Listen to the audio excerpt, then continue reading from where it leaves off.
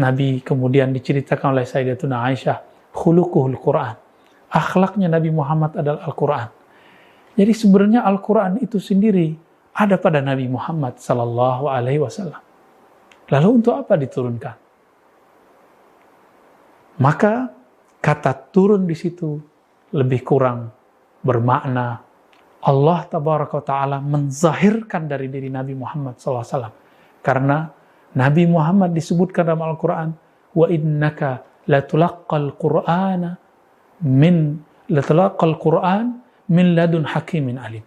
Sesungguhnya engkau langsung menerima Al-Quran dari sisi Allah, langsung laduni dari sisi Allah yang hakim, yang maha bijak, yang maha alim, yang maha mulia. Jadi sebenarnya tidak perlu perantaraan Lauh Mahfuz, tidak perlu perantaraan Jibril alaihissalam. Namun kenapa harus ada?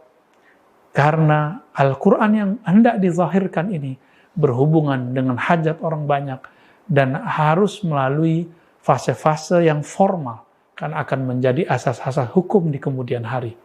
Maka perlulah diturunkan, dibuat semacam administrasi ilahiyah, turun ke alam Jabarut, yaitu Lauh Mahfuz, dari kalam Allah yang tidak berhuruf dan bersuara itu, lalu menjadi berhuruf dan bersuara pada Lauh Mahfuz.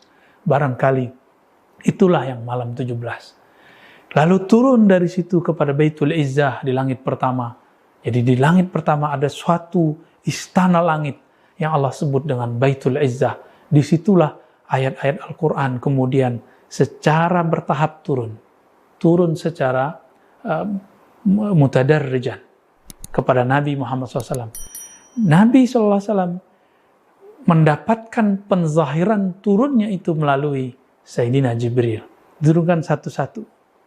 Maka proses menzahirkan ini Allah buat settingannya melalui Sayyidina Jibril.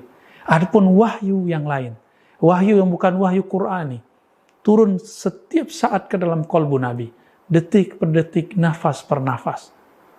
Inilah yang kemudian kita sebut wahyu nubuwah. Adapun yang turun melalui Sayyidina Jibril disebut dengan wahyu risalah atau wahyu ahkam. Wahyu nubuwah inilah yang diturunkan kepada para ulama. Maka para ulama pun sampai sekarang masih akan mendapatkan wahyu-wahyu ini, tapi tidak disebut wahyu, disebut dengan ilham, ilham ilahiyah atau ilham malakiyah. Karena wahyu hanya haknya Nabi.